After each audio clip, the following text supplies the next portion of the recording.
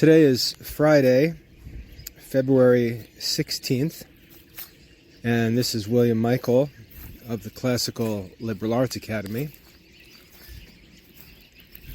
If you hear a lot of birds in the background, it's because the farm has been invaded today, I guess as we move towards spring.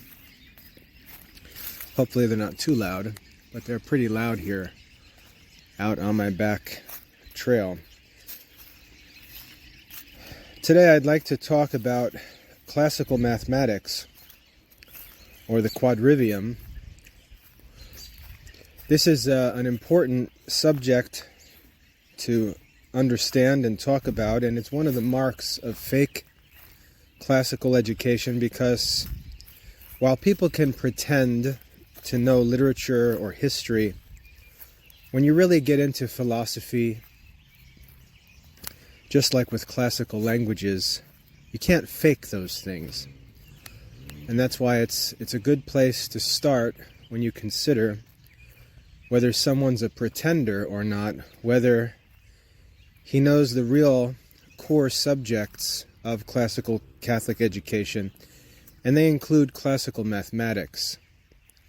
Not modern mathematics, not modern arithmetic and algebra, geometry, or pre-calculus, trigonometry, things like that. That's modern practical mathematics. All of it is modern and practical. Real mathematics are philosophical. And so most parents of homeschool children or of school children who can think only of practical ends will have no interest in classical mathematics, and men who are simply trying to make money, they will also have no interest in classical mathematics. And yet, all of Christian philosophy begins with mathematics, with classical mathematics. And so today I'd like to talk about that a little bit and explain why. Because in my own studies, in my own classes and academic work, I've come to see more and more that one of the great errors and obstacles in modern thinking is caused by the ignorance and neglect of classical mathematics.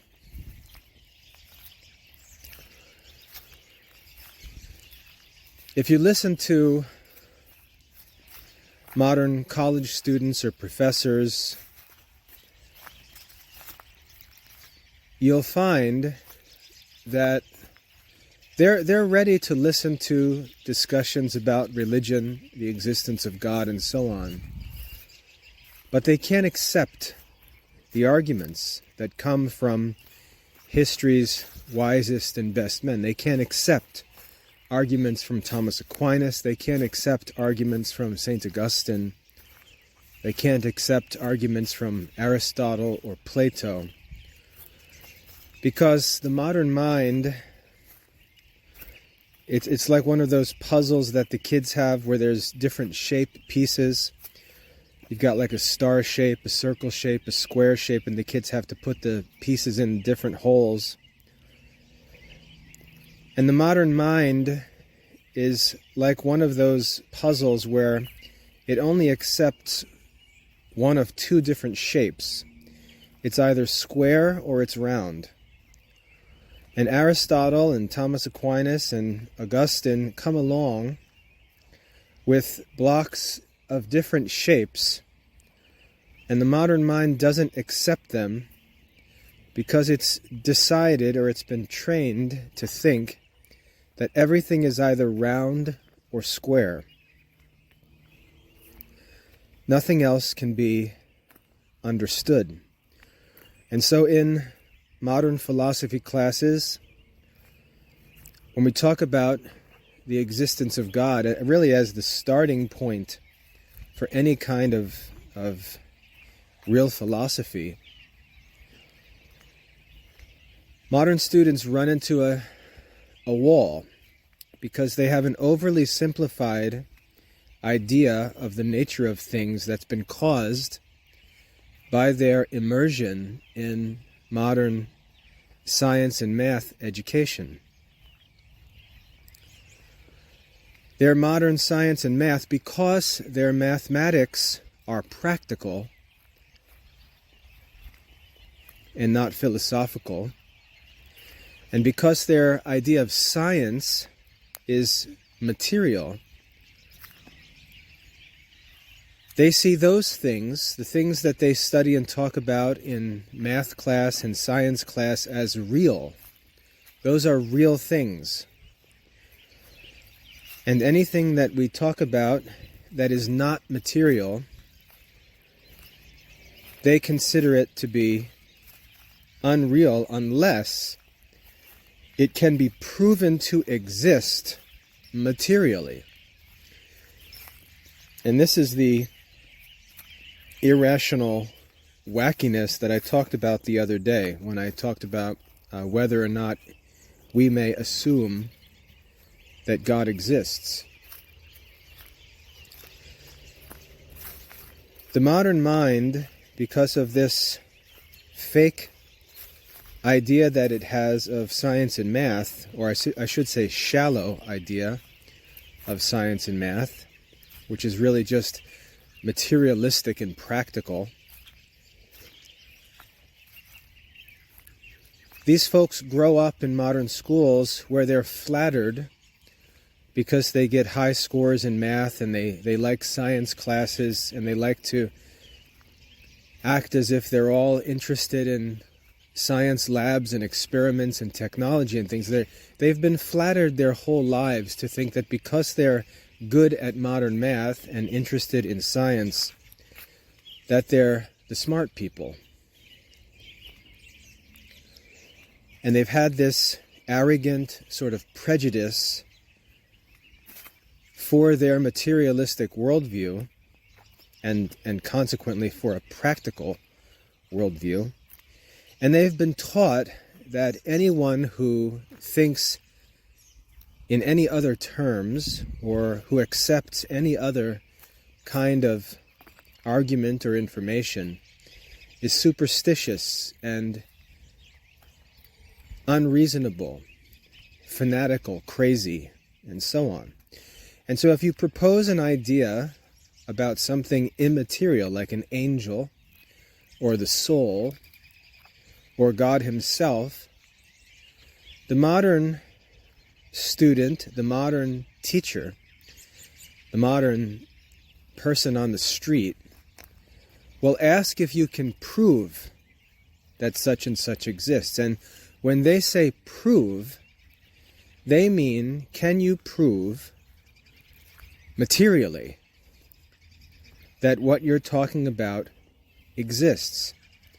And again, you can step back and think about that and say, what in the world are you talking about? Why would you ask me to prove by physical means that something that I define as immaterial exists? And yet these modern academics, modern, as I said, everyday people think like this. They imagine that their demand for material evidence is really brilliant, even though nothing could be more ridiculous. When we define God, we define him as a bodiless spirit. Therefore, to say, well, how much does the bodiless spirit weigh? Or what color is the bodiless spirit? Or where is the bodiless spirit? None of these questions are reasonable. And when someone asks these questions, we have to realize that it sort of reveals that they're not very smart. They're not very reasonable to ask, where is the bodiless spirit? Or Why can't I see the bodiless spirit? Or why can't I hear the bodiless spirit? Those are examples of really dumb questions. But they're very common today, and for most Christians, because they're wrapped up in the same foolishness, even though they're tormented by this faith that they can't reconcile with their two-hole worldview, they immediately panic and try to actually supply this material evidence to prove the existence of this immaterial being. Any kind of immaterial being. Like I said, it could be God, it could be an angel, it could be the soul, and so on. And so we've got all of these Christians who imagine themselves to be so clever because they turn to the natural sciences, or they try to argue that we can see God in modern mathematics, and they present these kooky arguments from the natural sciences that modern students and professors and academics just laugh at because the arguments are so dumb. The question was dumb, and the attempt to answer the question was just as dumb. If I tell you that something is by definition invisible, and you ask, well, then why can't I see it? That's dumb. But if you ask, why can't I see it, and then I start to try to prove to you that you can see it, that's just as dumb. And this is the modern Christian response to these dumb questions. Modern Christians give dumb answers to dumb questions because the modern Christians themselves don't understand these things. Because they, like the unbelievers, don't study philosophy. And so they don't understand what they believe. And that's what Augustine really taught us through his philosophical writings. He taught us how to go about seeking to understand the things that we believe. And that tradition of Christian philosophy, which is not in modern Christian schools, not in modern Catholic schools, completely ignored by home schools as well, it leaves modern Christians stuck between two worlds, and they just are perpetually made fools of. They're trying to participate in a world that holds a worldview that's contrary to Christianity, and they can't conceive any other worldview, so they try to fit in among the materialists, and they're just constantly beat up by the materialists, even though in history, the materialists were beat up by the philosophers. So what I'd like to do is explain a little bit how Christians should approach these questions, and invite you not to be some lazy, shallow YouTube browser, but to actually get into these studies, because they're not particularly difficult. They just require attention. And I'd like you to join me in real classical Catholic studies. So let me explain what this problem is. The problem is that the modern mind has been arranged to allow for two classes of things: material things and immaterial things. And immaterial things are largely considered to be imaginary. and false, whereas material things are considered real. And what's so amazing about this is that the ancient philosophers taught exactly the opposite. Ancient philosophers taught that the things that are invisible are the things that are real, and the things that are material are the things that are not real. And to be wise, according to an ancient philosopher like Pythagoras, to be wise was to possess the knowledge of truth in real things. That is, in the immaterial things that do not change, that are permanent. Now, as I said before,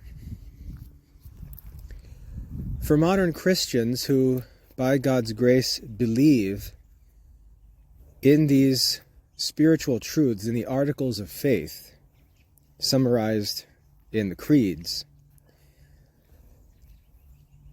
they have, to some degree, a knowledge of these real things. But it's a very shallow, ignorant knowledge of them that's simply based on faith.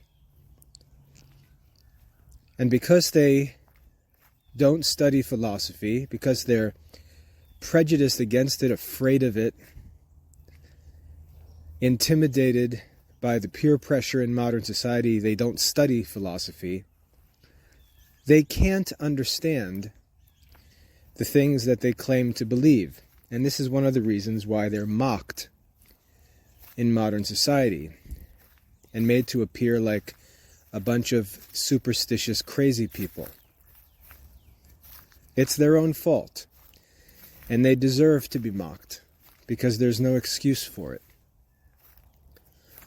Just ask yourself, if someone asked you one of these questions, do you think that your answers would be similar to something that St. Augustine would say? Do you think that your answer would be similar to something that St. Thomas Aquinas would say? And if the answer is no, that's why you're likely to get beat up intellectually in modern society by people who are really not wise.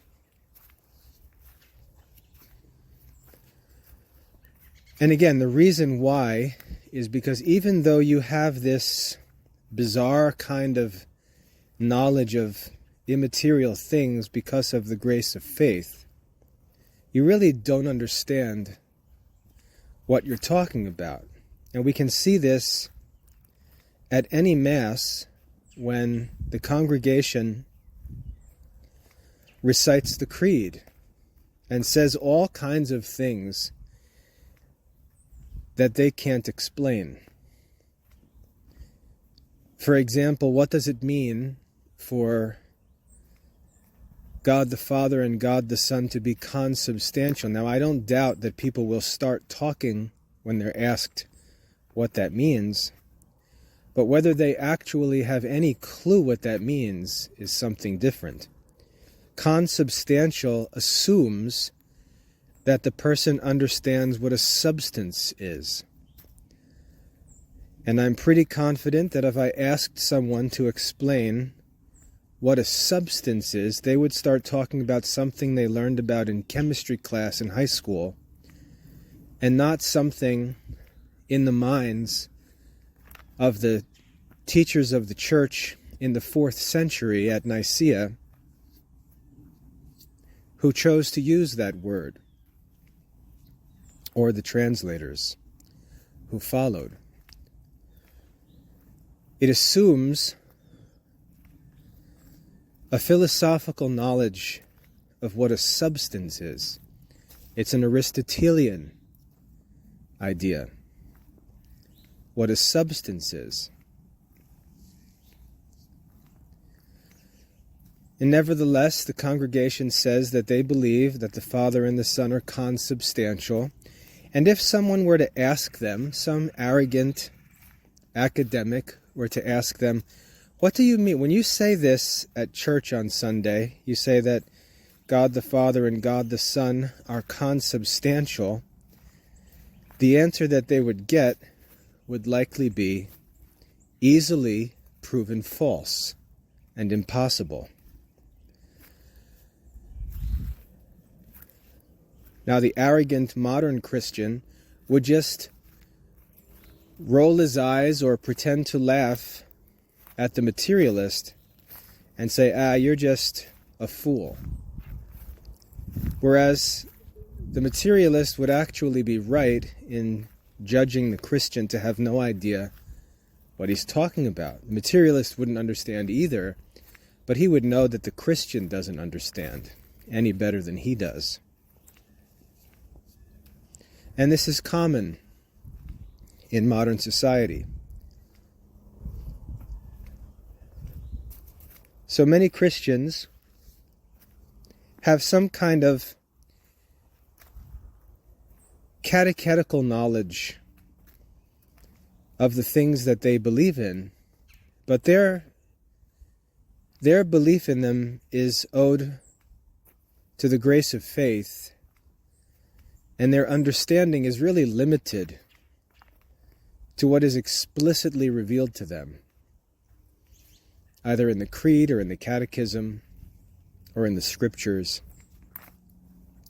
And when they're pressed and challenged and questioned and opposed, they scoff at the questions and the demand for reasons and explanations from the materialists. And so they're labeled as fideists, people who don't actually believe that reason is necessary, which is obviously false. Now again, the cause of this problem is that modern Christians for 400 years have not studied philosophy. And so they live in a modern society that's dominated by scientific, materialistic thinking. They've got these crazy ideas in their souls that they believe in because of divine revelation and the grace of faith. And they're stuck, as it were, in this limbo of intellectual confusion that they live in, because they don't study Christian philosophy. If you would go back, I strongly recommend you Google this. Pope Leo XIII published a document back, I'm assuming it was the end of the 1800s, and the English subtitle of this document is On the Restoration of Christian Philosophy. On the Restoration of Christian Philosophy. And in that document, Pope Leo XIII calls for the Church to restore Christian philosophy. And this was over a century ago. And of course it's been ignored, because now Catholics are confident to walk around and say that the Church teaches evolution, embraces science almost without questioning, and follows academia, which is all false. Whereas the Pope, and he's not the only Pope, Pope Pius X did the same thing in his document against the modernists, which unfortunately has fallen into the misuse of the Latin Mass crowd that imagines that anyone who attends a Novus Ordo Mass is a modernist, and what it means to not be a modernist means to go to a Latin Mass. That's just part of this ignorance. But what they were calling for in modern society was the preservation and restoration of scholastic philosophy. They named it explicitly and urged that Catholics remain focused on scholastic philosophy. And Catholics haven't. And that's why things are the way they are. That's why you've got Catholic schools looking to an Anglican woman named Dorothy Sayers as their guru for how education works, rather than St. Augustine or St. Thomas Aquinas or St. Ignatius of Loyola. No, it's not the saints and doctors that can teach us about education. It's Dorothy Sayers, some non-Catholic feminist who had nothing to do with education while she lived, wrote mystery novels. But yeah, she's the doctor of the church and patron saint, though she's not Catholic, of Catholic classical. It's just so ignorant. And it's because they really don't even know where to look for real counsel from the doctors of the church on something like education. They're actually following a Protestant movement called the classical education movement. But it reveals their ignorance of church history, of philosophy, of the history of education, and so on. But the root cause of the problem is that Christians today have the same two-hole worldview that non-Christians have, that materialists have. Everything is either material and therefore can be demonstrated by physical means, or it's immaterial and for some kooky reason still needs to be demonstrated by physical means, or else it can't be considered real. Christians think the same way. And the only reason they differ from that inconsistently and confusedly is because of the grace of faith, which just sort of torments them. Because they can't understand what their soul has received. The way to solve this is to add a third hole. And this is going to be a little difficult to grasp, I think, for modern Christians. But this image of the holes in the puzzle that I was given, it has to do with three classes of things that are understood and studied in philosophy. The division between material and immaterial is okay. But the problem is that there's a third class of things in between them. If you were to open Ptolemy's astronomy, the Almagest, not that anyone will study it because they've all been convinced that geocentrism is false, even though Einstein said that both geocentrism and heliocentrism are simply two different systems of coordinates or frameworks that the universe can be understood through. They've been convinced by their ignorant science classes that the Ptolemaic or Aristotelian or Platonic worldview has been proven absolutely false and can't even be admitted intellectually. You can't study classical astronomy, you can't learn about the Aristotelian model of the universe, which was held by everyone until Galileo, who was proven wrong.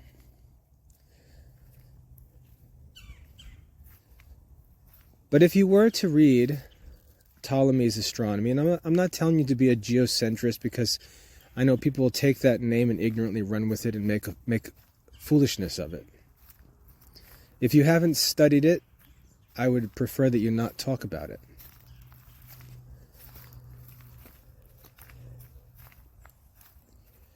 You know, the attempt to run with this information is like a scene in the movie about the life of St. Thomas More, A Man for All Seasons. If you've seen that film, which you should watch, it's a great movie, A Man for All Seasons. It's great if you listen very carefully to the words of the script. There's a scene where we can see this tension in Thomas More's household because Thomas More is an insider. He is a counselor to the king. He's the Chancellor of England. He's in private discussions with Cardinal Wolsey.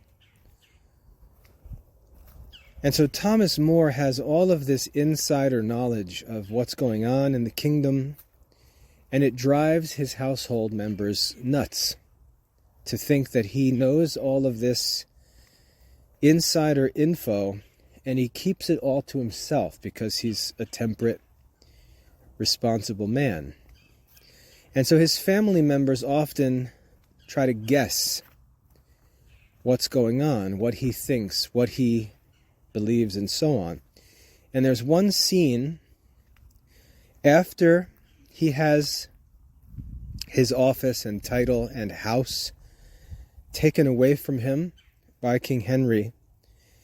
He's emptying out his house at Chelsea. He tells his servants, all his household staff, that he can no longer support them because he, as he says in the movie, I'm no longer a great man. So he's dismissing all his servants, and it's sort of sad because obviously his servants love working for a saint, but he's dismissing all of his servants and talking to them, and one of his servants sort of catches his eye, and I forget exactly what the role of this one servant was, but he says, I want you to know we're on your side, sir. I want you to know we're on your side, sir. And Thomas More looks at this ignorant servant and says, my side? As if to say, you have no idea what you're even talking about. And you see that awkward exchange between this goofy servant who's just assuming that he knows what Thomas More knows and wants to assure Thomas More, this historically famous wise man, that the servants are on his side. And you just have this, as I said, this awkward exchange. I like to think that when we take these topics of philosophy and religion from authors like St. Augustine and St. Thomas and try to run with them and talk about them before we've really even taken time to study them, we're like that servant telling St. Augustine or Aristotle or Thomas Aquinas, we're on your side. And that's probably the last thing that those wise men want, is for us lazy, silly Americans to imagine that we're representatives of their doctrine. We need to learn to just shut up and study and stop always trying to run and talk and represent things that we haven't even proven that we understand yet. So when it comes to these issues, just study. Imitate the Virgin Mary, who was in the presence of all of these amazing miracles and mysteries, was just quiet. Imitate the Virgin Mary. She just reflected on the things that she was learning and didn't say a word.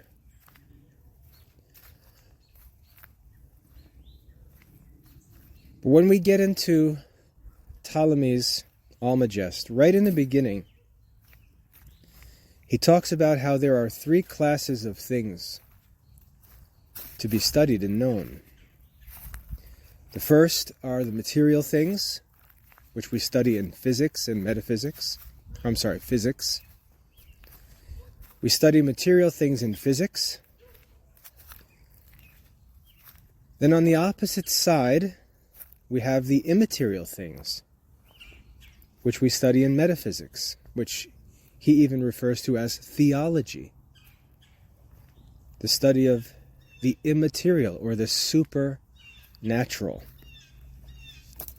So these stand as these two extremes, and these are the two classes of the modern mind, the physical and the immaterial. But then Ptolemy goes on to say there is a third class of things in between these, which participate in the qualities of both. A third class, and these are called mathematicals. And this is where classical mathematics comes in. We've got physical things on one side. These are bodily things that can be observed with the senses. And we've got immaterial things on the other side, which cannot be perceived by the senses, but can only be embraced by reason. But in between these two things, we have this strange third class that were called by the ancient philosophers mathematicals.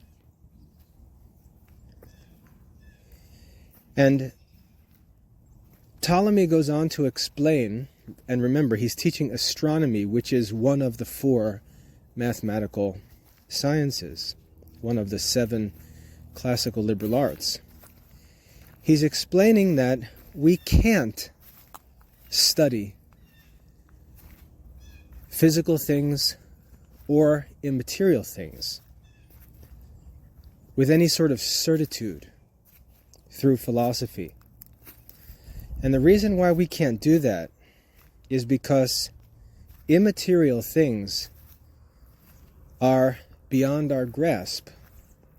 Because learning, even though we have reason, even though we're able to comprehend things that are immaterial, we learn and understand by means of the senses. We begin learning with material things and with the senses. And so things that are completely immaterial are out of our reach. And there's no way that we can know of them with any certainty. And of course, this is taught by Christianity. Now, we can know some things, we can have some vague notions, but we can't have any kind of scientific knowledge with any certitude of things that don't exist materially and are completely beyond the reach of our senses. So Ptolemy says we can't start our investigation with the immaterial. And then he goes to the other side and he says, neither can we begin with physical things, even though they're physical, they're bodily, they're sensible, even though all of that's true. Our desire for certitude in scientific learning, our desire for wisdom, our desire for knowledge of real things, can't be found in physical things because they're infinite. They're infinite. So you can go out with your senses turned on and you can observe the natural world, but you're only observing a part of it. You're only observing a very, very minuscule part of it. Obviously, you can't draw conclusions from your observations of physical things, not with any certitude. Now, you can make some inductions. You can take samples and you can generalize But that's not certitude. And therefore our desire for certitude, our desire for real wisdom, the knowledge of truth in real things, cannot come by the study of immaterial things or by the study of material things. And this is why in modern society, where those are the only two classes of things admitted, we live in an age of agnosticism. Everyone is simultaneously arrogant and acting as if they know everything, and at the same time denying that they know anything. Because the investigation of truth, the pursuit of wisdom, does not begin with these two classes of things. The only two that are admitted by the modern mind. And really, only physical things are admitted by the modern mind. Because the immaterial things are considered to be doubtful until they're proven to be real by physical proofs. And that's it. That's where modern society stops. And that's why the modern Christian is just stuck in this intellectual limbo, feeling like he can't understand anything, can't know anything with any certainty. And Ptolemy goes on to explain, as Aristotle did, that the investigation of the truth, the pursuit of wisdom, begins with mathematicals. And if you are around philosophical talk, albeit shallow, you've probably heard the story that Plato said that no one was allowed in his academy who had not studied geometry. Now that's not because geometry is some kind of like secret knowledge, nor is it some kind of simple prerequisite. What's important about it is that it shows us that learning begins with mathematicals. And so Plato said, if you haven't made the beginning in mathematicals, you're not welcome in my academy. This is where Pythagorean philosophy comes from, and it's worth noting that Pythagoras is much older than the classical Greek philosophers, older than Socrates, older than Plato and Aristotle. Pythagoras came first and established the mathematical philosophy that became the foundation for all the philosophy that would follow.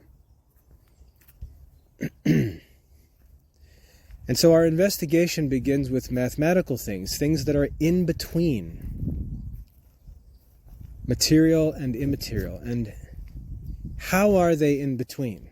What exactly does this mean, that they're in between? Well, first of all, mathematical things are not bodily things. They're immaterial. For example, if you study Euclidean geometry and have a teacher who actually knows what he's talking about, Euclidean geometry is invisible. For example, we learn that a point is that which has no breadth or length. And you ask yourself, well, how can something exist that has no width or length? If it has no width and no length, then it's invisible. Yeah, exactly. It's invisible. And a good teacher will explain that a point is really simply the concept of a position. And then you go to the line, and you say, well, a line is that which has length, but no breadth.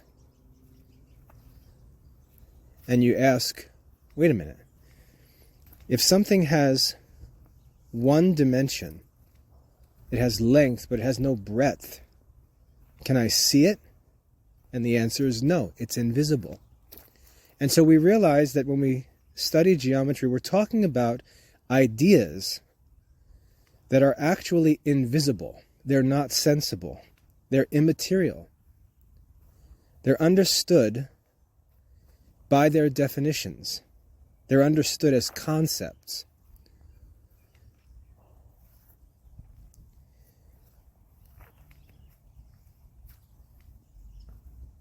So mathematical things are immaterial. But we said that they also participate in the qualities of physical or material things. Well, how in the world does that work? Well, mathematical concepts or ideas are forms that are found in physical bodies. The mathematical ideas are immaterial in themselves, and yet they exist in material bodies. They don't exist in material bodies as physical parts. They exist in them as the forms of them. We can look at a basketball and say, hey, that's a sphere. Well, technically, no. That's not a geometrical sphere. It's like a sphere. It has the form, or has a form similar to a sphere. And the reason we say that is because knowing intellectually the mathematical idea of a sphere, we can look at a basketball and see that form in that physical body. The sphere itself is immaterial, but the figure or form of that sphere is present in the basketball. We can look at the pyramids of Egypt and say, look, pyramids. But we're speaking equivocally, as Aristotle would say, because technically those buildings are not the same thing as pyramids we talk about in geometry. Pyramids in geometry are immaterial. They're simply forms. The pyramids of Egypt are bodies. They're physical buildings. And they possess the form of a pyramid. And so mathematical things are immaterial in themselves. And yet, they serve as the forms by which we understand material things. So they participate in both. And what Pythagoras and Aristotle and Ptolemy taught was that the pursuit of philosophy begins with the study of mathematicals. Because mathematical things provide us, as it were, with the framework, the intellectual framework to understand physical things and immaterial things. Mathematical things allow for human learning because they are present in sensible things. We can begin with mathematicals because we can begin with their presence in sensible things. And that's why in geometry class we make diagrams. The diagrams are false mathematically because the figures of geometry are invisible. So if I say draw line AB and you grab a pencil and draw a line on your paper, that's not a geometrical line. That's a bodily figure called a line that is used as a sign or a symbol of a line. And we have to make this mental distinction between the diagram and an actual geometrical line. The diagram is just a sign. It's a symbol that represents the geometrical line. But it's not a geometrical line because that line drawn by the pencil has width. Therefore, it's not a line. But we use the diagram, and the diagram in geometry shows us how human learning works. We approach the idea of the immaterial thing by means of the study of a sensible thing that possesses something of the form of that immaterial thing, of that mathematical thing. And you can see how the study of classical mathematics is like a gateway into contemplation.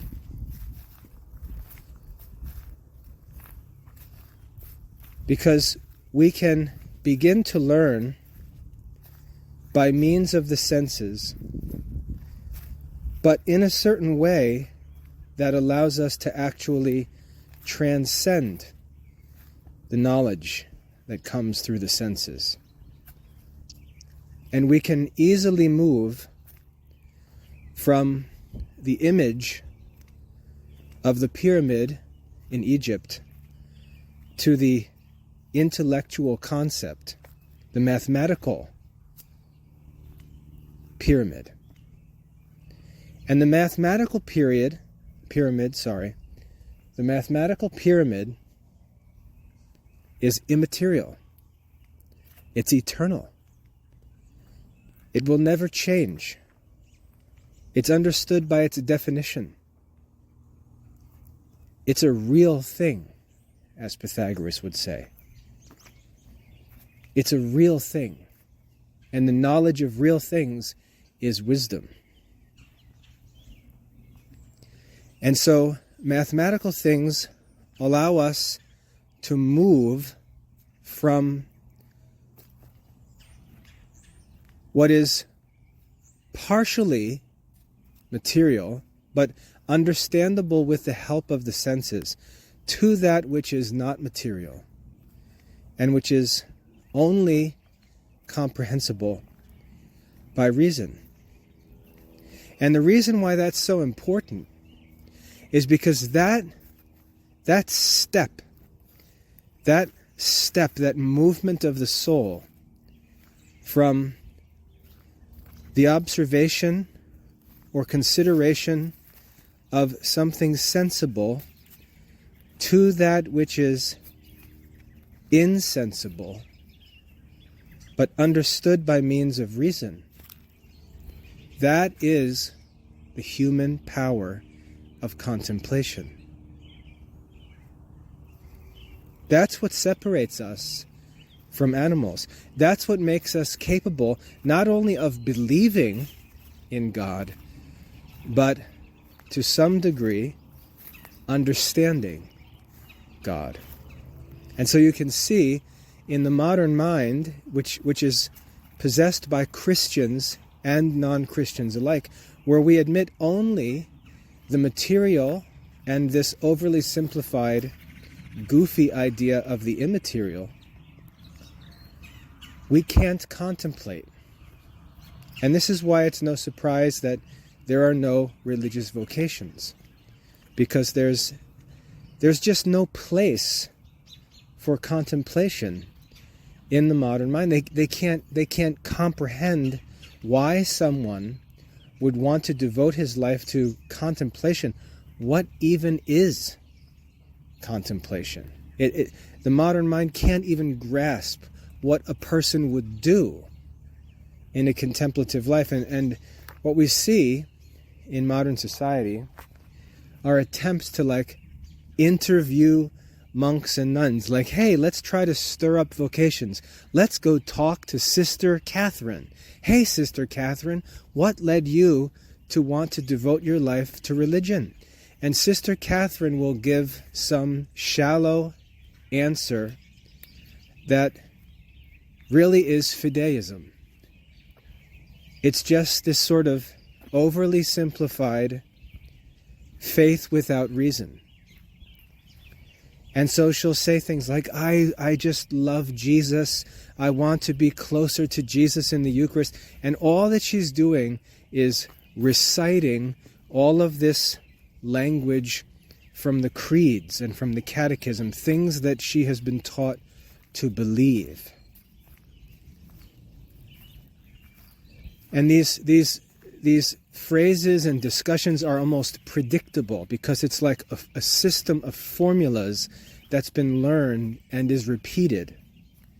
I remember when I first converted to Catholicism, I found the language of religious Catholics to be so strange to listen to. They were like machines, just like robots, like repeating these same phrases.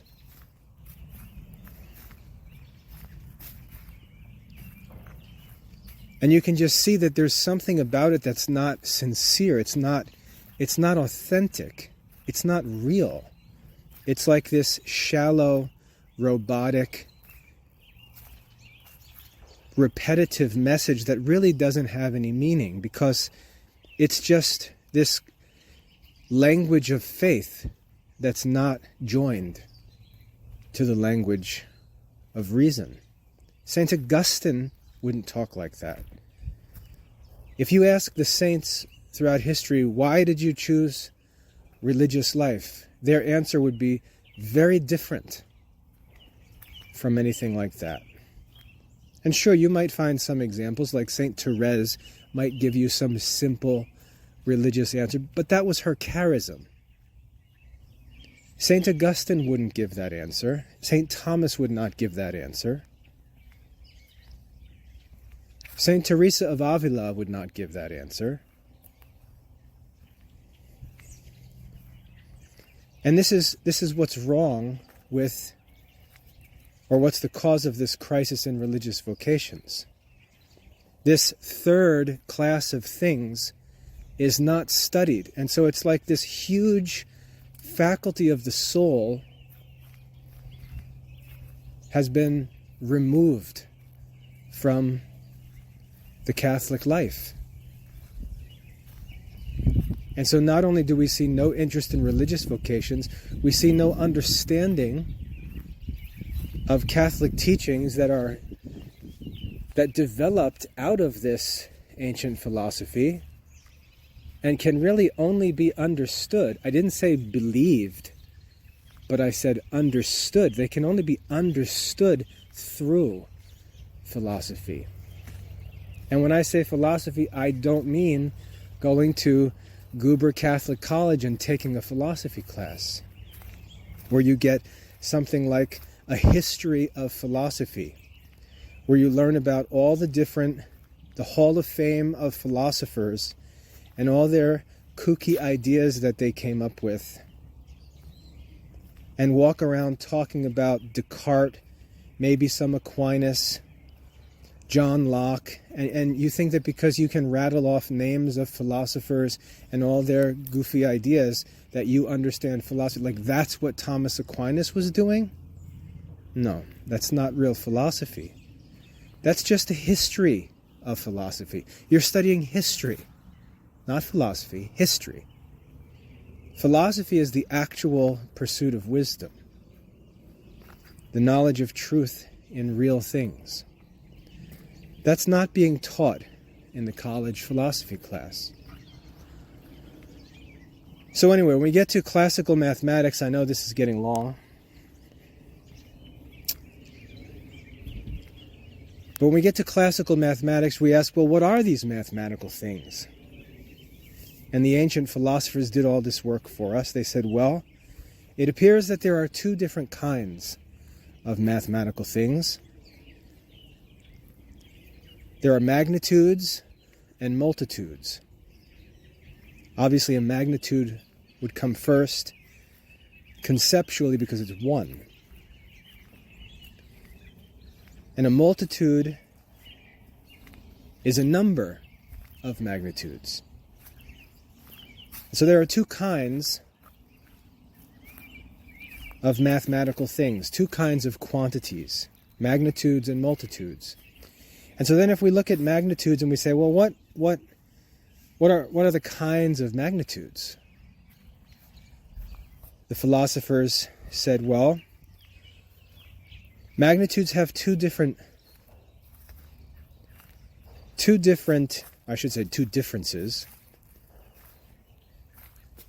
Some are at rest and some are in motion.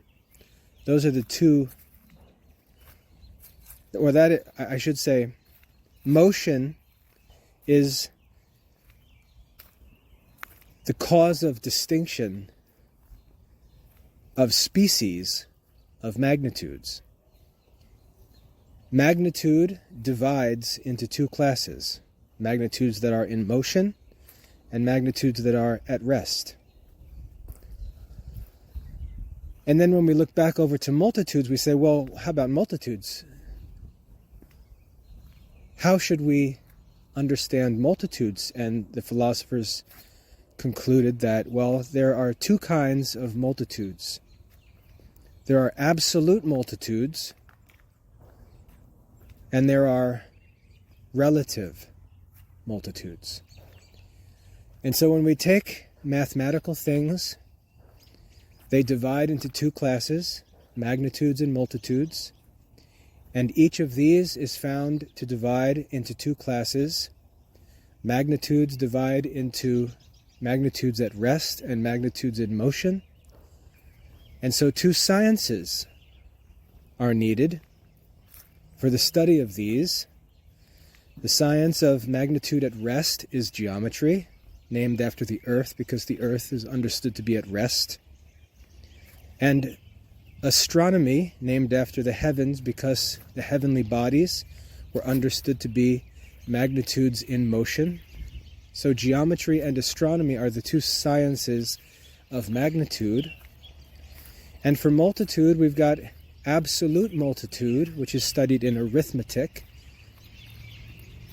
and relative multitude, which is studied in music, because music is made up of ratios and harmonies. And so we have a system of four sciences by which we study mathematical things. And this is the beginning of philosophy. This is the means by which we understand both physics and metaphysics. This is the means by which we prepare ourselves, not for faith, because faith is a gift.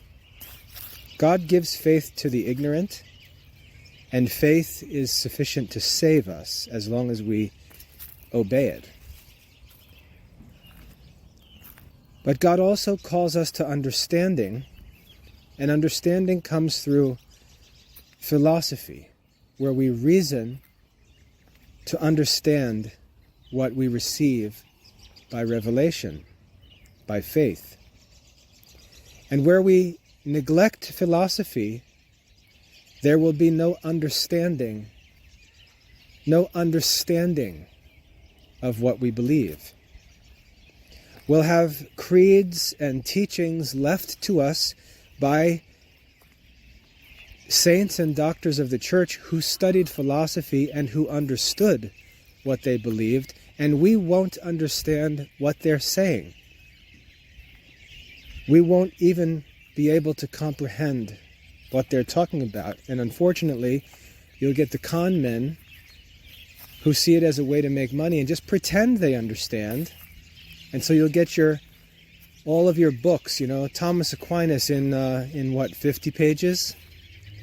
Yeah, you don't need to read Thomas Aquinas because Joe Schmo on the internet can just summarize it real easily for you, and you can get a copy for $11.99. You don't need to. And you see the stupid modern mind is just there to gobble that stuff up. And that's why I said what I'd like to do in this talk is introduce you to the problem in modern Christian thinking. But I'm not going to pretend that there's some goofy solution, some book that you need to buy. You don't need to join me on some philosophy cruise. You need to study the classical liberal arts and quit goofing around. You need to study the 7 liberal arts. That's what they are. You can't talk about saints like St. Augustine or St. Albert the Great or St. Thomas Aquinas or St. Ignatius of Loyola. You can't talk about any of the doctors of the church and ignore the 7 liberal arts. That's what it meant to be educated throughout church history. And what I would like to do is invite you to return to that education. I'm not saying that you're going to master it, but whatever progress you make can move Christian learning forward. And hopefully, through homeschooling, because I don't think schools will ever embrace a return to real classical Catholic education, but through homeschooling, you can introduce your children to things when they're very young that you learned about when you were older. That's what a father should do. That's what a mother should do. Seneca writes about this in his moral writings, in his moral philosophy. He says, I didn't learn these things until late in life, but I'm writing them to help others learn them earlier and make better use of them than I had the opportunity to. So there's reason for you to pursue them, even if you're not going to become some sort of world-class philosopher. You help in the work of restoration. You help move the restoration forward. And this isn't some kind of sales pitch. You can study for free. If you go to the Classical Liberal Arts Academy website, you'll find this whole curriculum is available, and you can access it for free. This isn't a sales pitch. I'm not some goofy marketing person. I want you to study the classical liberal arts. I want you to enjoy real Christian learning. You can get started with an extern enrollment which is free, and you can have access to the whole curriculum. Just go to classicalliberalaarts.com/study, and everything's there. If you've got questions about it, how to get started and so on, you can send me an email, and I'll give you instructions. My email you can write to is just mail, M-A-I-L, mail, at classicalliberalaarts.com. If you send me an email and say, hey, I'm interested in studying the classical liberal arts, I'd like to learn classical philosophy, I'll send you instructions for how to get started. But this is the problem with the modern Christian mind and with modern Christian culture. And until this restoration takes place, that, as I said before, popes have called for, but we just ignore it, like we don't need to study what St. Thomas Aquinas studied. We can just skip it and live happily ever after. Until we commit to the restoration of Christian philosophy, we're just going to be stuck with this goofy, shallow, weird, Protestantish, Pentecostal kind of weird talk about everything, people interpreting the scriptures for themselves as if all of this kookiness is going on. Whereas if you read the commentaries of St. Augustine or Thomas, there's none of this modern weirdness in the scriptures. Is Jesus a philosopher? No. Why? Because he's God himself who reveals things not as men speak, but as God. He's beyond philosophy. He's beyond the philosophers. But you can't appreciate what he's saying unless you know philosophy. You can't appreciate the wisdom of Christ's teaching until you study philosophy and realize that all of this is included in Christ's teaching, because his teaching transcends and includes all philosophy. Anyway, I hope that's a helpful introduction to classical mathematics, why they're so important, and how they really are the beginning of this restoration. It's why the fake classical education movement will just stutter and wander in circles when it comes to talk about mathematics. You look at what they're doing in their math classes, and they can't explain what in the world it has to do with classical mathematics. The kids are studying algebra, they're doing modern geometry, they're trying to get into calculus, they're talking about preparing for SATs, and if you ask, what about the Quadrivium? What about ancient math? They can't even explain what it is, because they have no actual interest in real Christian education. They're just playing a game. They've rebranded modern education for a bunch of suckers who don't even ask any questions. And they all get what they deserve. But if you're interested in really getting into real Christian education and philosophy, it starts with the Quadrivium, with classical mathematics. I hope that's helpful. God bless.